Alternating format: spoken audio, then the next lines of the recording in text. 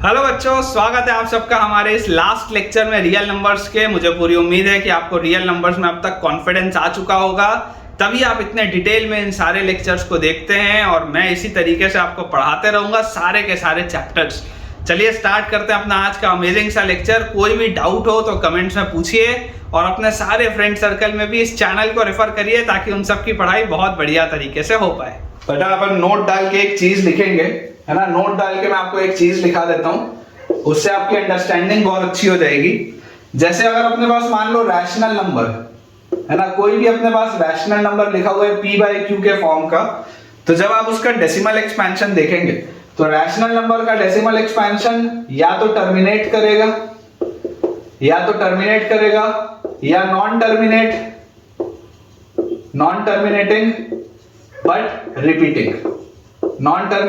But repeating.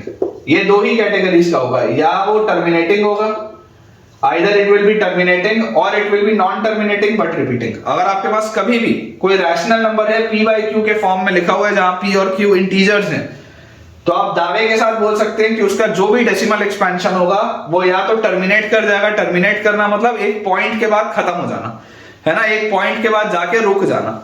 और non terminating but repeating मतलब एक पैटर्न बनना। अभी मैं आपको बताऊंगा किस तरीके से मैं आपको बोल रहा हूं।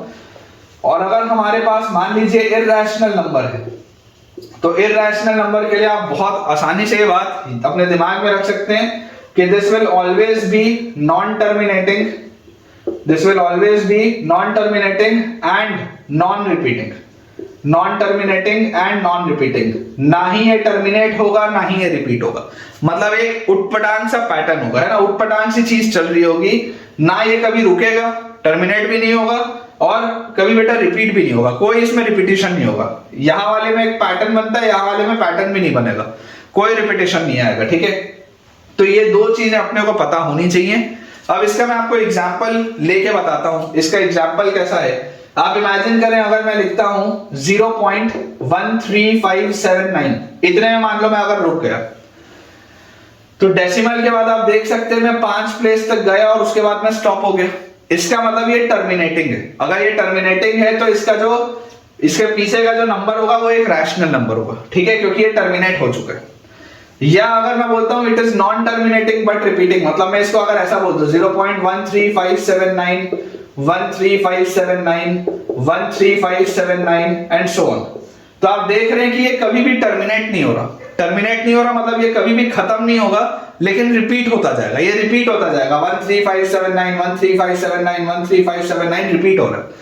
लेकिन अगर बेटा मैं बोल देता हूं कि non terminating and non repeating, तो ये देखो अभी देखो ये जो दोनों ही चीजें रैशनल नंबर है। इनके पीछे के जो नंबर्स होंगे वो रैशनल होंगे, ये सब आपने क्लास 9 में पढ़ा है।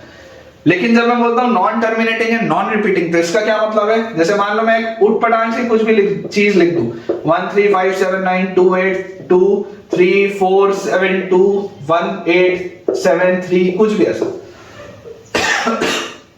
तो अगर बेटा मैं ये चीज लिखता हूं तो क्लियरली आपको दिखाई दे रहा है कि ये कभी टर्मिनेट भी नहीं हो रहा, एंड तो कभी नहीं हो रहा, और उसके बाद बेटा आपको ये भी चीज दिखाई देती है कि ये कभी भी रिपीट भी नहीं हो रहा। It is neither terminating non repeating, है ना, कभी ये टर्मिनेट भी नहीं होगा, मतलब रुकेगा भी नहीं, और उसके बाद बेटा रिपीट भी नहीं करेगा। जैसे यहां पर तो रिपीटिशन हो रहा है लेकिन इसमें रिपीटिशन भी नहीं होगा।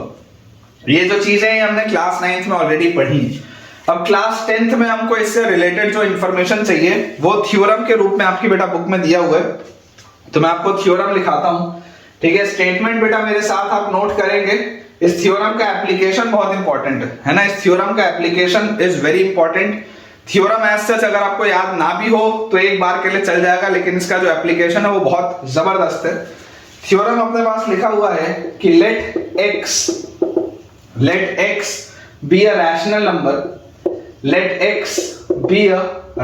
number, हम x को बच्चों एक रैशनल नंबर मान लेते हैं whose decimal expansion terminates.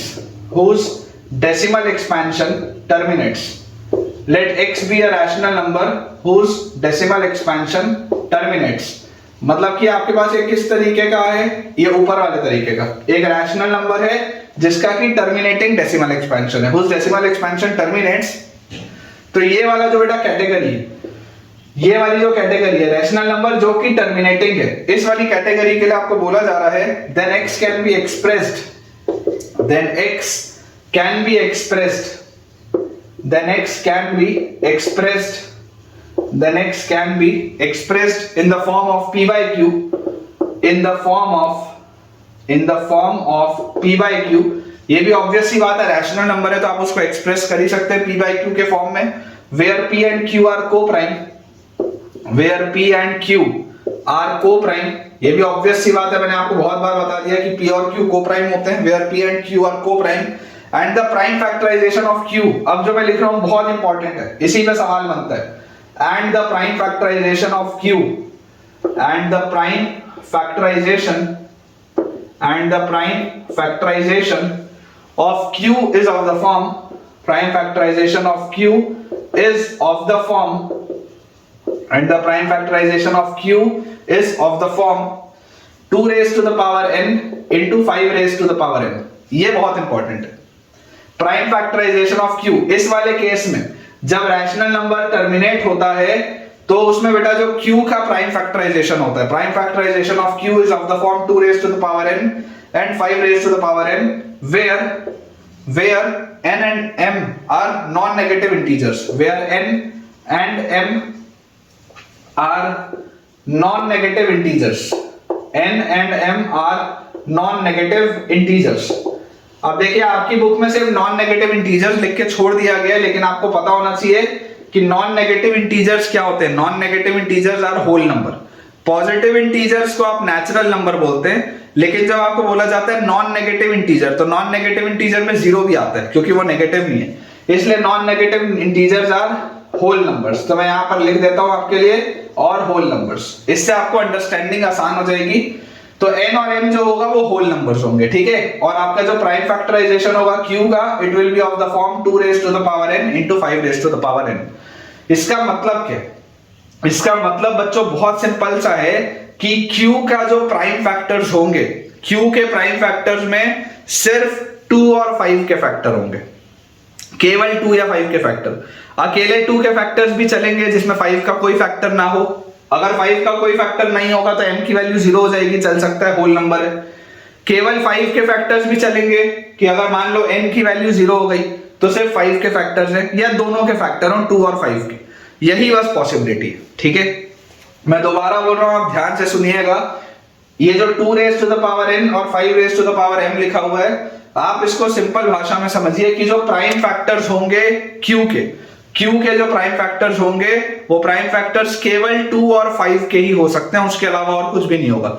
या सिर्फ 2 होगा 5 भी नहीं होगा, या सिर्फ 5 होगा 2 भी नहीं होगा, या दोनों के मिक्सचर होगा, उसके अलावा और कुछ भी होना संभव नहीं है, ठीक है। This is very important. इसमें से सवाल बनते हैं डायरेक्टली, मैं आपको भी बताऊंगा अभी। इसी का कन्वर्स अपने पास एक दिया हुआ है, इसी का कन्वर्स बेटा इसके अगले थ्योरम में अपने पास लिखा है। आपकी बुक में इसका जो अगला थ्योरम दिया हुआ है उसमें उसका कन्वर्स लिखा है। कन्वर्स में अपने पास बोल रहा है कि let x is equal to p by q, let x is equal to p by q where be a rational number, be a rational number, let x equal to p by q be a rational number, let x equal to p by q be a rational number such that the prime factorization of q, such that the prime factorization of q, such that the prime factorization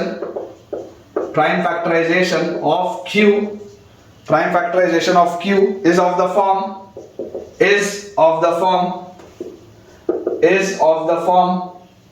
2 raised to the power n into 5 raised to the power n, is of the form 2 raised to the power n into 5 raised to the power n, where n and m are non-negative integers, where n and m, इसी का बेटा मैं converse लिख रहा हूं, where n and m are non-negative integers, और non-negative integers को हम और क्या कहते हैं, are non-negative integers और whole numbers, ठीक है, are non-negative integers और whole numbers, then x has a decimal expansion which terminates, then x has a decimal expansion, then x has a decimal expansion which terminates, then x has a decimal expansion which terminates।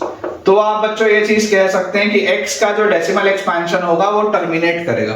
Then x has a decimal expansion which terminates. वही चीज बोल रहा था यहां पर, आपको बोल रहा था कि अगर डेसिमल एक्सपेंशन टर्मिनेटिंग होगा तो q के फैक्टर्स इस फॉर्म के होंगे। यहां पर आपको बोल रहा है कि अगर q के फैक्टर्स इस फॉर्म के हैं तो इसका डेसिमल एक्सपेंशन टर्मिनेट होगा। बात वही है, उसी का कन्वर्स लिखा हुआ है।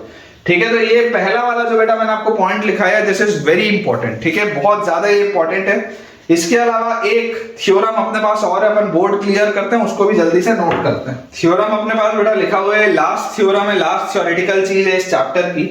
अगला अपने पास देखिए इसमें थ्योरम लिखा है, next theorem is let x is equal to p by q, let x is equal to p by q where p and q are coprime, where p and q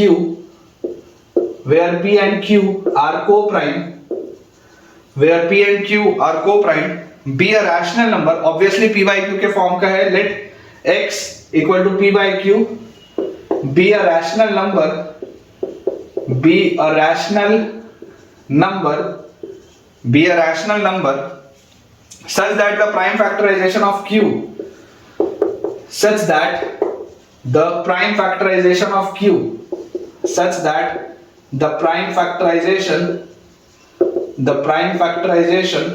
of q, such that the prime factorization of q is not of the form, is not of the form 2 raised to the power n into 5 raised to the power m, where n and m are non-negative integers, where n and m are non-negative integers, where n and m are non-negative integers। और आपको ये बात पता होनी चाहिए कि non negative integers को हम होल नंबर्स बोलते हैं और पॉजिटिव इंटीजर्स को बच्चों हम बोलते हैं नेचुरल नंबर्स। तो where n and m are non-negative integers, जिसको आप होल नंबर भी बोलते हैं, then x has a decimal expansion, then x has a decimal expansion, then x has a decimal expansion which is non-terminating but repeating, which is non-terminating but repeating, which is non-terminating but repeating। ये अपने पास बच्चों देखो लिखा हुआ है, which is non-terminating but repeating। तो बोलने का मतलब बहुत सिंपल सा है, जो मैंने आपको अभी थोड़ी देर पहले भी समझाया कि बेसिकली देखिए हो क्या रहा है। बेसिकली अपने पास इसमें बोला जा रहा है कि अगर आपके पास एक रैशनल नंबर है ना, मैं आपको इसको ब्रीफ में एक्सप्लेन कर देता हूं। अगर आपके पास एक रैशनल नंबर है तो रैशनल नंबर को आप p बाय q के फॉर्म में लिखते हैं, रैशनल नंबर को हम p बाय q के फॉर्म में लिखते हैं। अब रैशनल नंबर का डेसिमल एक्सपेंशन दो तरीके का होता है, या तो वो डेसिमल एक्सपेंशन टर्मिनेट करेगा, either it will be terminating or it will be non-terminating, or it will be non-terminating but repeating। Repeating भी बोलते हैं कई लोग, रिकरिंग भी बोलते हैं, एक ही बात है ना। रिपीटिंग भी बोला जाता है और रिकरिंग भी बोला जाता है, एक ही बात है ना। रिकरिंग एक ही चीज है, अगर आप कभी रिकरिंग लिखा हुआ भी देखें तो घबराना नहीं है, एक ही बात है। नॉन टर्मिनेटिंग बट रिपीटिंग या रिकरिंग एक ही मतलब है। तो either it will be terminating or it will be non-terminating but repeating। अब अगर वो टर्मिनेट करता है, तो q के जो प्राइम फैक्टर्स होंगे वो 2 की पावर n और 5 की पावर m के फॉर्म के होंगे। और अगर वो नॉन टर्मिनेटिंग बट रिपीटिंग है तो q के फैक्टर्स जो होंगे उसमें 2 और 5 के अलावा भी फैक्टर्स होंगे, है ना। यहां पर मैं आपको लिखवा देता हूं, there will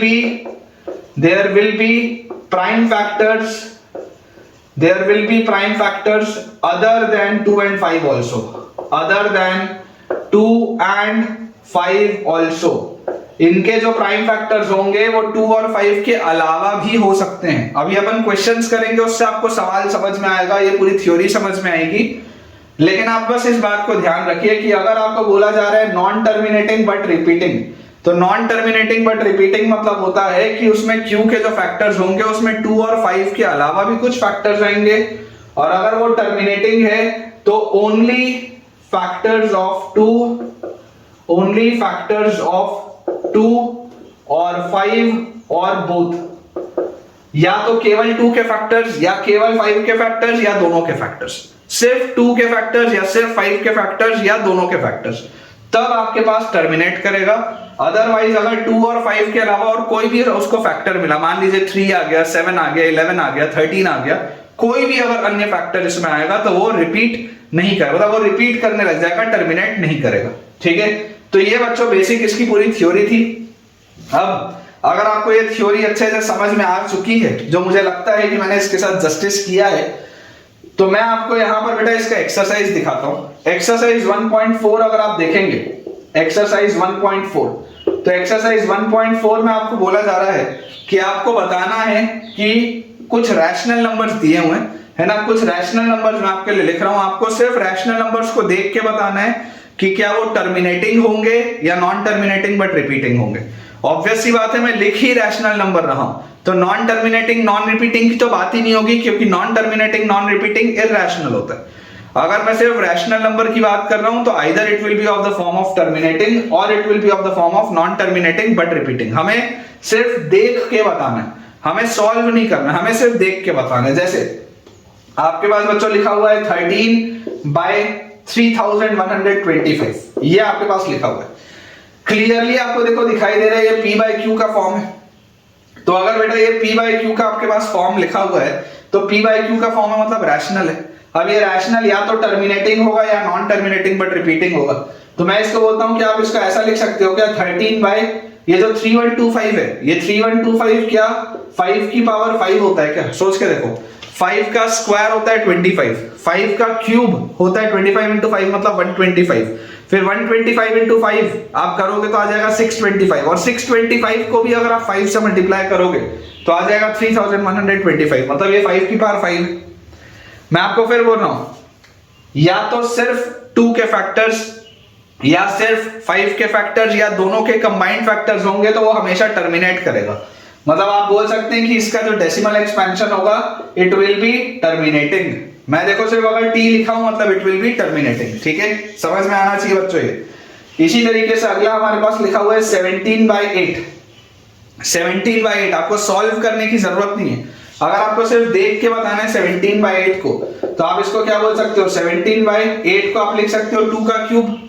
केवल इसमें 2 के फैक्टर्स हैं, तो अगर केवल 2 के फैक्टर्स हैं मतलब कि ये टर्मिनेटिंग होगा, इसका डेसिमल एक्सपेंशन टर्मिनेट करेगा। आप चाहे तो इसको डिवाइड करके भी देख सकते हैं या कैलकुलेटर में भी चेक कर सकते हैं, इसका decimal expansion will be terminating. उसके बाद अपने पास लिखा हुआ है 64 डिवाइडेड बाय 455, 64 डिवाइडेड बाय 455। अब यार इसमें देखो 455 एक ऑड नंबर है, तो 2 का तो फैक्टर है ही नहीं। अगर मैं बोलूं 5 के फैक्टर्स भी, तो 5 के अलावा भी मुझे इसमें फैक्टर्स दिख रहे हैं। देखो आप इसको आप कैसे लिख सकते हो, 64 बाय 455 है ना, अगर मैं इसको 5 से डिवाइड करूंगा तो 5 से डिवाइड करने पर मुझे यहां पर मिलेगा 91। देख लो 5 से डिवाइड करने पर मुझे यहां पर मिलेगा 91, और 5 के बाद यहां पर आ जाएगा मेरे पास 7, 91 और 13, ये इसके फैक्टर्स हैं। तो अगर आपको यहां पर बोला जा रहा है, अगर आपको 2 और 5 के अलावा कोई भी फैक्टर और मिलता है, रैशनल है, P by Q के फॉर्मेट में लिखा है मतलब रैशनल तो है, लेकिन अगर आपको 2 और 5 के अलावा कोई भी और फैक्टर मिलता है, जैसे देखो यहाँ 7 और 13 भी मिल रहा है, तो automatically this will be non terminating non repeating, sorry non terminating but repeating.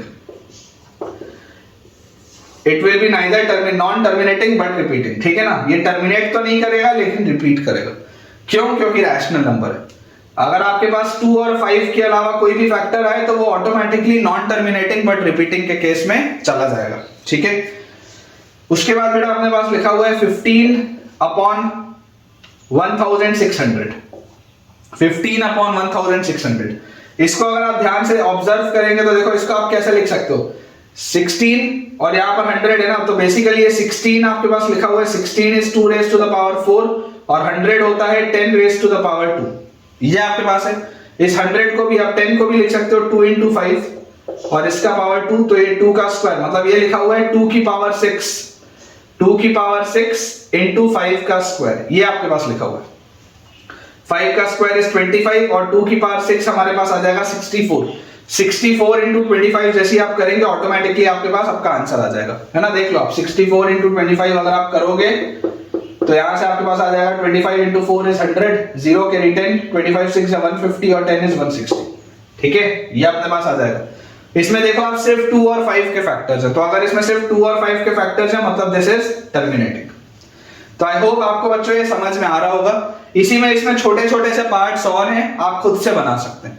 Question number 1 ये है, क्वेश्चन नंबर 1। क्वेश्चन नंबर 1 में बहुत सारे छोटे छोटे से पार्ट्स दिए हुए हैं, कुछ मैंने आपको करके दिखा दिए, कुछ आप खुद से भी कर सकते हैं, बहुत आसान से, कोई बहुत बड़ी बात नहीं।